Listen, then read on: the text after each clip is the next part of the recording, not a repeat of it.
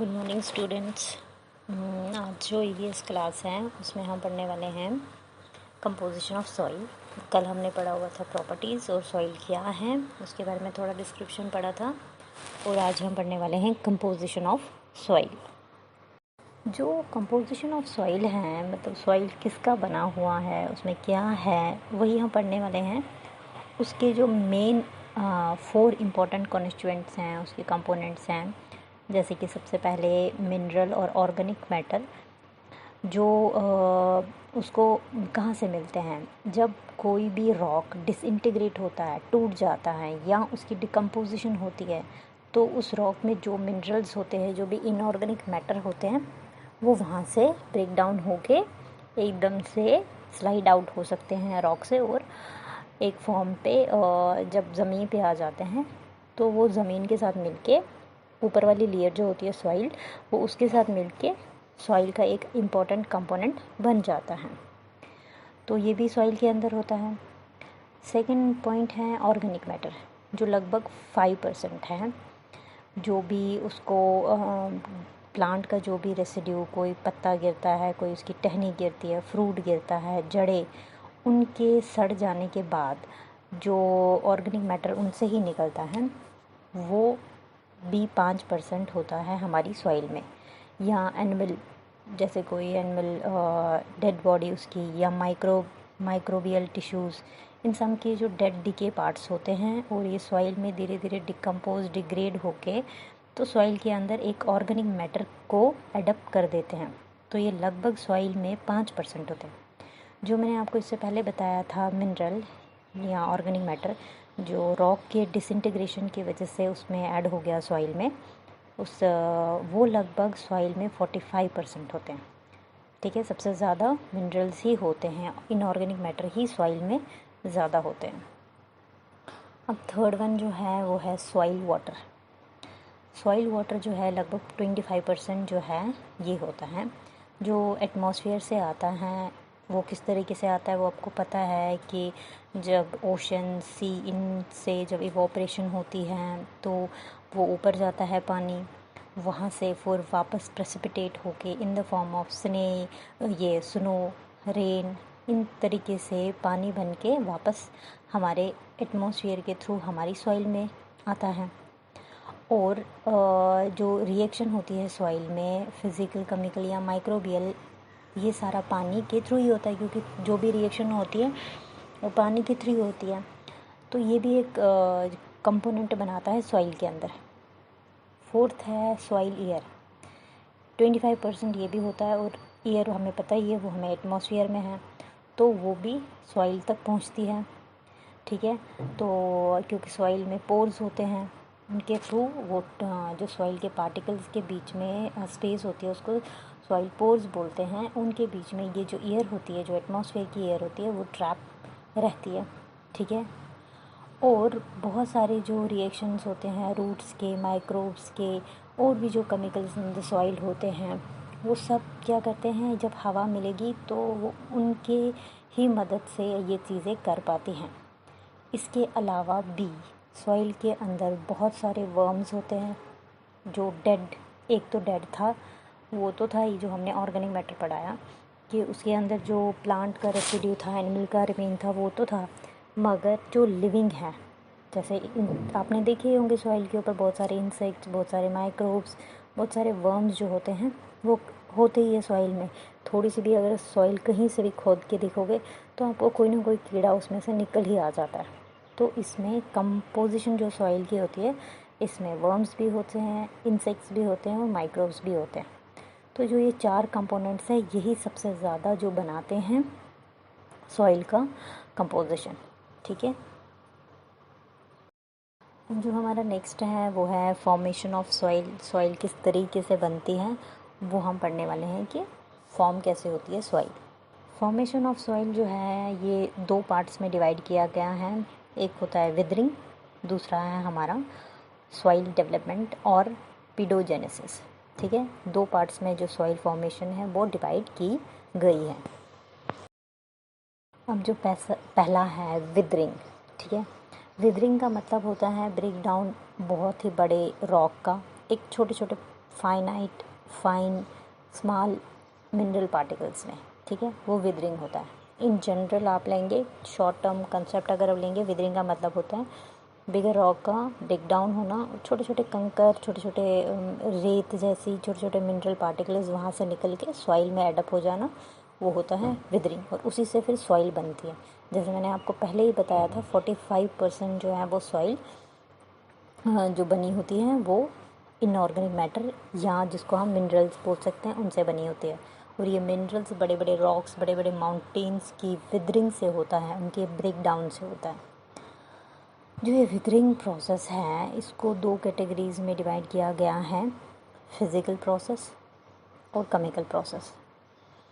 Physical process में क्या होता है, यहाँ पे वेटिंग, मतलब ये जो रॉक होते हैं, ये जो माउंटेन्स होते हैं, इनकी ये गीले भी हो जाएंगे, ड्राई हो जाएंगे, फिर टूट के गिर जाएंगे। इनके मिनरल्स जो होते हैं वो डिस्ट्रप्शन हो जाती है उनकी बाय वेटिंग एंड ड्राइंग, तो धीरे धीरे वो उस रॉक से टूटने लगते हैं। अगर कोई चीज़ गीली हो जाए, फिर जब सूख जाती है वो वहाँ से उसकी बेस जड़ से निकल जाती है।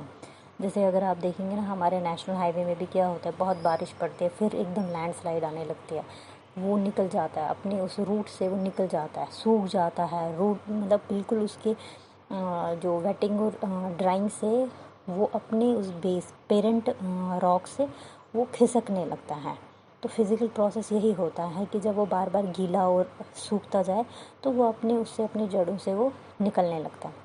हीटिंग एंड कूलिंग सेम इसी तरीके से, बहुत ज़्यादा गर्मी होगी, बहुत ज़्यादा कूलिंग हो गई, तब भी ये प्रोसेस जो होती है ये उसको अपने पेरेंट जगह से, रूट से निकालने में ज़्यादा, मतलब वो एक इग्नाइट का काम करती है, एक मतलब उसको करती है, हमेशा एक फिज़िकल प्रोसेस देती है, एक पुश देती है कि वो वहाँ से निकलता है। तो इस तरीके से, क्योंकि आपको पता ही है गर्म सर्द, वेटिंग, बारिश, ये सारी चीज़ें तो लगी रहती हैं हमेशा। तो फिर जब ये रॉक के साथ होती हैं तो धीरे धीरे धीरे धीरे वो चीज़ें वहाँ से ट्रिगर आउट हो जाती हैं और एकदम से सॉइल के साथ मिक्स हो जाती है। ग्लेशियलाइजेशन, ग्लेशियलाइजेशन क्या होता है कि जब बहुत सारा स्नो पड़ता है, बहुत सारा स्नो का मास रॉक के ऊपर पड़ जाता है, एक परत से बन जाती है, मतलब बहुत हेवी हो जाता है, तो बहुत जगहों से रॉक जो है वो टूटने लगता है। वो बोझ जो होता है स्नो का, क्योंकि स्नो जब पड़ जाता है फिर वो जमने लग जाता है इन्हीं रॉक्स के ऊपर। जब वो जम जाता है तो बहुत हार्ड होता है, बहुत जगह से रॉक्स को तोड़ देता है, फाड़ देता है, तो रॉक अपने पेरेंट रॉक से एकदम से निकल जाता है। तो ये जो falling of large snow masses जब रॉक के ऊपर पड़ती है, ये भी एक उसका कारण होती है कि रॉक जो है, रॉक से जो मिनरल्स होते हैं वो एकदम से खिसकने लगते हैं उनसे, और जाके ये सॉइल के साथ मिलके सॉइल को बनाते हैं, सॉइल फॉर्मेशन में काम देते हैं, क्योंकि इसी से तो सॉइल बनेगी। जब धीरे धीरे रॉक के छोटे छोटे छोटे पार्टिकल्स होंगे तो वही हमारी सॉइल बनेगी। तो ग्लेशियर भी करता है। सैंड ब्लास्ट या disruption of rock by physical action of wind, sand etcetera. Sand blast मतलब कि जो रॉक है इसको और किस तरीके से, जब बहुत ज़्यादा आंधी चलती है, बहुत ज़्यादा इस पहाड़ों के साथ कोई चीज़ टकरा जाती है, रॉक के साथ कोई टकरा जाती है, तो ब्लास्ट होने लगता है। जो विंड है वो उससे जो लूज़ अगर हो गया होगा कोई उसका पार्टिकल, कोई मिनरल्स, तो वो उसको वहाँ से निकाल देते हैं, वो खींच लेता है उसको पेरेंट रॉक से और दूसरी जगह लेके जाता है, और वहाँ धीरे धीरे धीरे धीरे जो ये मिनरल्स, ये जो रॉक के जो पार्टिकल्स हैं, सैंड पार्टिकल्स होंगे भी या कोई भी पार्टिकल जो रॉक के होंगे, धीरे धीरे बिल्डअप हो जाते हैं दूसरी जगह और वहाँ पे सॉइल की फॉर्मेशन कराते हैं।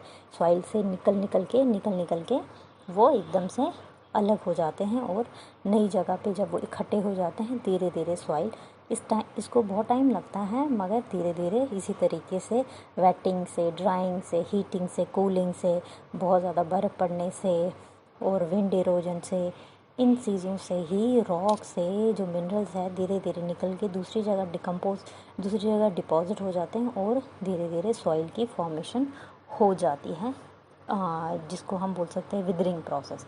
ये सारा फिज़िकल प्रोसेस हो रहा है, मतलब कोई चीज़ किसी न किसी फोर्स की वजह से, किसी न किसी के एक्शन की वजह से ही रॉक से निकल के दूसरी जगह डिपॉजिट हो रही है, तो ये था विदरिंग प्रोसेस। नेक्स्ट हम पढ़ेंगे अब केमिकल प्रोसेस।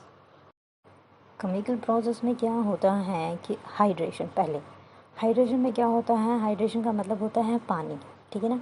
पानी जो है, रॉक जो है, वो जब उसको कहीं से बारिश पड़ेगी या कहीं से भी पानी मिलेगा, वो क्या करने की कोशिश करता है, पानी को एब्जॉर्ब करने की। जब वो पानी को अपने अंदर एब्जॉर्ब करता है तो वो स्वेल हो जाता है, एकदम से फूलने लगता है।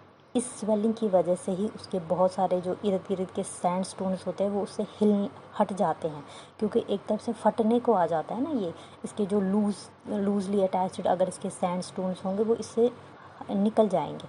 जब वो निकल जाएंगे कहीं और जगह डिपॉजिट हो जाएंगे और वहाँ पे जाके सॉइल की फॉर्मेशन में मदद देंगे। तो ये केमिकल प्रोसेस है, क्योंकि यहाँ पे रॉक ने एब्जॉर्ब किया पानी, उसकी हाइड्रेशन हुई और वो स्वेल हुआ, और जो भी उसके सैंड स्टोन्स उसके साथ जो लूजली भी अटैच थे वो एकदम से उसकी डिस्टर्ब हो गए और फिर वो वहाँ से निकल गए। नेक्स्ट है हमारा ऑक्सीडेशन और रिडक्शन। अब जो ये ऑक्सीडेशन और रिडक्शन, पहले होता क्या है हम वो देखेंगे। ऑक्सीडेशन होता है लूज ऑफ इलेक्ट्रॉन्स, जो आपने केमिस्ट्री में पढ़ा भी होगा। ज्यूरिंग एक रिएक्शन, जब एक मॉलिक्यूल की होती है, एटम की होती है या आयन की, तो वहाँ पे लूज ऑफ इलेक्ट्रॉन्स जो होते हैं उसको ऑक्सीडेशन बोलते हैं, ठीक है। ऑक्सीडेशन तब होता है जब ऑक्सीडेशन स्टेट जो एक मॉलिक्यूल या एटम या आयन की इंक्रीज़ हो जाती है। तो इसका अगर हम अपोजिट प्रोसेस देखेंगे उसको बोलते हैं रिडक्शन, जहाँ पे गेन ऑफ इलेक्ट्रॉन्स होगा, ठीक है। तो यहाँ पे जो ऑक्सीडेशन स्टेट ऑफ एटम और मॉलिक्यूल की हो गई वो डिक्रीज़ हो जाएगी। अब जो ऑक्सीडेशन और रिडक्शन जो है, ये रिएक्शन जब होती है तो such as reversible change of, अगर इस रॉक में आयरन है, ठीक है, आयरन जो है इसमें बहुत ज़्यादा है, Fe3+, इस तरीके से है ये, तो ये क्या हो जाएगी जब इसकी ऑक्सीडेशन होगी, मतलब ये अपना लूज़ करेगा इलेक्ट्रॉन, तो Fe2 बनेगा, ठीक है। तो Fe2 मतलब यहाँ क्या हुआ, रॉक ने अपना इलेक्ट्रॉन लूज़ किया और जो उसने बनाया दूसरा, तो Fe2+ बनाया। वो Fe2+ को अगर कहीं से भी पानी मिलेगा तो वो ईज़िली सॉल्युबल होता है एज़ कम्पेयर टू Fe3+, तो वो एकदम से निकल जाएगा। जब पानी के अंदर सॉल्युबल हो जाएगा वो, तो पानी के फ्लो के थ्रू ही वो निकल जाएगा और डिटैच हो जाएगा इस रॉक से, और किसी और जगह, कहीं और जगह पे मिल जाएगा, किसी और के साथ ये मिल जाएगा, ठीक है। तो वहाँ पे जब मिल जाएगा, जहाँ पे भी ये डिपॉजिट हो जाएगा, वहाँ पे सॉइल की फॉर्मेशन होगी। यहाँ पे अब सॉइल को बहुत सारा मिनरल मिल गया, ठीक है ना। इसी तरीके से हमारा है कार्बोनाइजेशन। कार्बोनाइजेशन जो है वो एक केमिकल रिएक्शन है कार्बन डाइऑक्साइड की, कि वो देता है उसमें कार्बोनेट्स, बाइकार्बोनेट्स और कार्बोनिक एसिड, ठीक है। अगर हम केमिस्ट्री में देखें, क्योंकि केमिस्ट्री का मतलब टर्म है, तो sometimes use in place of carboxylation, जिसका मतलब होता है formation of carboxylic acid. Inorganic chemistry में अगर और जियोलॉजी में अगर देखें, कार्बोनेशन जो होता है वो एक इज़ कॉमन मेटल हाइड्रोक्साइड जो है या मेटल ऑक्साइड्स जो रिएक्ट करते हैं कार्बन डाइऑक्साइड के साथ, और वहाँ से बाइकार्बोनेट्स और कार्बोनेट्स बनते हैं। अब जो यहाँ पे क्या होता है, कुछ कंपाउंड्स जो भी इस रॉक में होंगे उनकी कार्बोनाइजेशन होगी, वो उनकी रिएक्शन होगी, वो कार्बन डाइऑक्साइड के साथ मिल जाएंगे, उनकी विदरिंग होगी। फॉर इंस्टेंस जो यहाँ दिया गया हुआ है, अगर ये रॉक में कैल्शियम कार्बोनेट है, ठीक है, तो वो चेंज हो जाएगा, उसकी कार्बोनेशन होगी, वो चेंज हो जाएगा। उस देखिए आप क्या बनता है वो वहाँ पे, तो ये यहाँ पे जाके कैल्शियम बाइकार्बोनेट बन गया।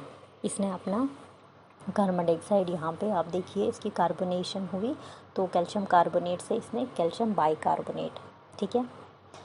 तो अपना कैल्शियम इस अपना ये जो कार्बन डाइऑक्साइड है वो इसने यहाँ पे कम कर दिया, ठीक है।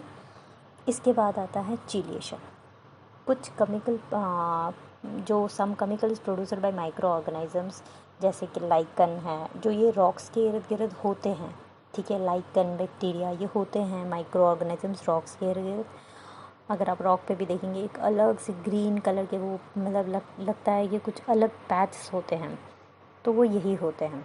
तो कुछ केमिकल्स जो ये प्रोड्यूस करते हैं लाइकन और बैक्टीरिया, उन केमिकल्स की वजह से बहुत सारे जो मिनरल्स होते हैं रॉक में वो धीरे धीरे डिज़ोल्व हो जाते हैं, ठीक है।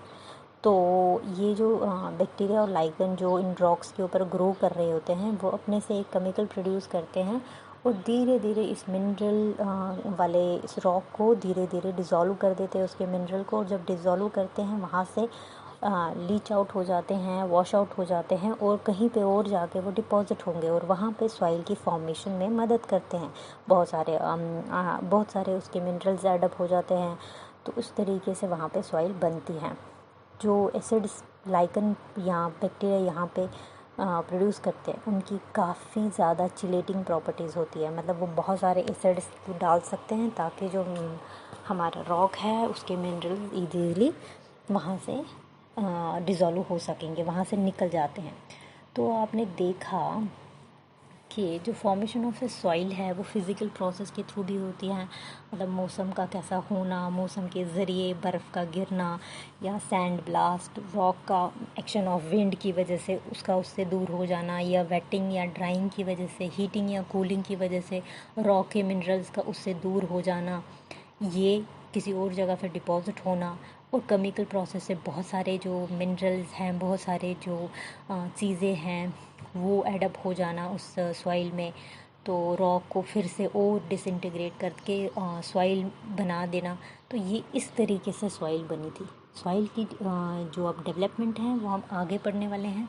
तो फ़िलहाल आपको पता चला वेदरिंग प्रोसेस फिज़िकल प्रोसेस से और केमिकल प्रोसेसों से मिला के ही रॉक जो है वो डिसइंटीग्रेट हुआ। बड़ा रॉक जो है वो फाइन स्मॉल मिनरल पार्टिकल्स में आगे जाके बन गया। ठीक है, इसमें बहुत सारे माइक्रो ऑर्गेनिजम्स जैसे लाइकन्स है, बैक्टीरिया, इन्होंने भी अपना काम किया और उस प्रोसेस को चिलेशन कहते हैं। पीडोजेनेसिस या जो हमने बताया था फॉर्मेशन ऑफ सॉइल, वो दो में डिवाइड किया गया था, वेदरिंग और सॉइल डेवलपमेंट और पीडोजेनेसिस। तो पीडोजेनेसिस अब हम पढ़ने वाले हैं, जिसको हम सॉइल पीडोजेनेसिस या सॉइल डेवलपमेंट भी बोलते हैं। पीडोजेनेसिस जो होता है, अगर हम ग्रीक में देखेंगे, पीडो का मतलब होता है सॉइल या अर्थ, ठीक है, और जेनेसिस का मतलब होता है ओरिजिन, बर्थ होना किसी का। तो पीडो अर्थ का बर्थ हो रहा है, ठीक है, सॉइल का बर्थ हो रहा है। इसको हम सॉइल डेवलपमेंट भी बोल सकते हैं, सॉइल की इवोल्यूशन भी बोल सकते हैं, सॉइल की जेनेसिस भी बोल सकते हैं। ये एक प्रोसेस होता है जिसमें सॉइल फॉर्म होती है, सॉइल की फॉर्मेशन होती है, ठीक है। ये काफ़ी कॉम्प्लेक्स प्रोसेस होता है जिसमें जो विदर्ड मटेरियल जिसको हम रॉक बोलते हैं, वो बहुत सारी अंडरगोज नंबर ऑफ चेंजेस, उसमें बहुत सारे चेंजेस होते हैं, बाय फिज़िकल प्रोसेस हो या केमिकल प्रोसेस, बहुत सारी चेंजेस होती हैं। वो अपने पेरेंट चीज़ों से निकल के कहीं और जगह वो उनके जो मिनरल्स हैं वहीं कहीं और जगह डिपॉजिट होते हैं, वहाँ पे जाके वो सॉइल की फॉर्मेशन करते हैं, धीरे धीरे सॉइल डेवलप होती है। पीडोजेनेसिस मोस्टली एक बायोलॉजिकल प्रोसेस है जहाँ आपने देखा लाइकन बैक्टीरिया ने किस तरीके से रॉक के मिनरल्स को डिज़ोल्व करके दूसरी जगह डिपॉजिट किए करवाया, ठीक है। तो ये हुआ ना बायोलॉजिकल प्रोसेस। केमिकल प्रोसेस भी जैसे मैंने आपको बताया था, हाइड्रेशन हुई, ऑक्सीडेशन, रिडक्शन, कार्बोनेशन, ये भी एक केमिकल। फिज़िकल तो आपको पता चली ही, वो हीटिंग था, ग्लेशियर का होना, सैंड ब्लास्ट होना। तो ये तीनों प्रोसेस अगर है देखा जाए तो तीनों प्रोसेस है। यहाँ पे जो ऑर्गेनिजम्स पीडोजेनेसिस में इन्वॉल्व हैं, जैसे कि bacteria, lichen, fungi, algae, microarthropods, molluscs, bryophytes, ये सारे ऑर्गेनिज्म यहाँ इन रॉक्स के ऊपर ग्रो करते हैं, अपनी एक्शन दिखाते हैं और धीरे धीरे इस रॉक के मिनरल्स को डिसइंटीग्रेट करके धीरे धीरे ये किसी और जगह डिपॉजिट होते हैं, ठीक है। बायोलॉजिकल प्रोसेस जो होती है पीडोजेनेसिस, जैसे लाइकन, ये बहुत सारा एक्सट्रैक्ट करता है न्यूट्रिएंट्स, कहाँ से, एक बेयर रॉक से, ठीक है, कहाँ से, बेयर रॉक से, जिसके ऊपर और कुछ भी नहीं होता है, खाली रॉक होता है।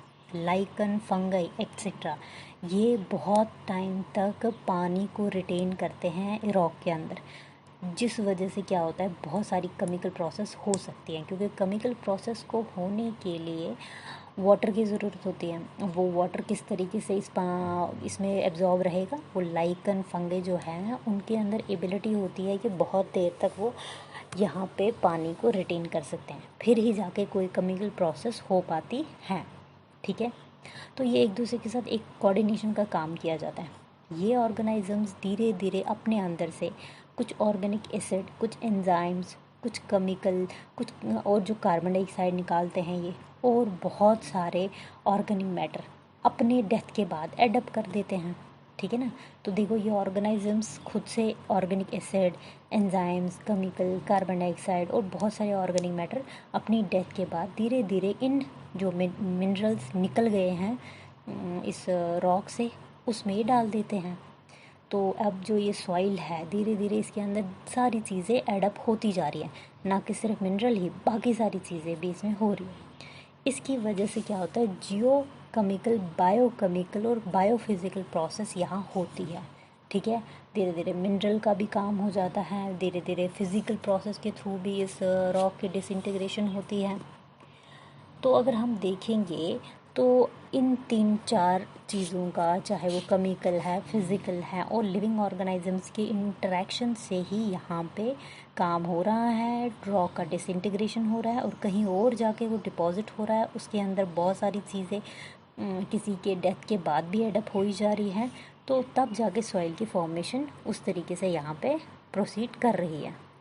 इस हिसाब से ही अगर देखें पेडोजेनेसिस जो है, यहाँ पे ऑर्गेनिक कंपाउंड्स और मिनरल्स रॉक से निकला है और ऑर्गेनिक कंपाउंड जो लाइकन, बैक्टीरिया, फंगे इन्होंने दिया हुआ है वो धीरे धीरे ऐड हो रहा है, ठीक है। एज अ रिज़ल्ट जो mineralization of dead organic matter और मिनरल्स जो हैं वो धीरे धीरे हर सॉइल एक एक लेयर में एडअप होते जा रहे हैं। इसीलिए सॉइल की अलग अलग लेयर्स होती हैं, क्योंकि धीरे धीरे जब सॉइल बनती जाएगी, थोड़ा ये चीज़ मिलेगा तो एक लेयर बन गई, थोड़ी वो चीज़ मिल गई तो वो एक लेयर बन गई।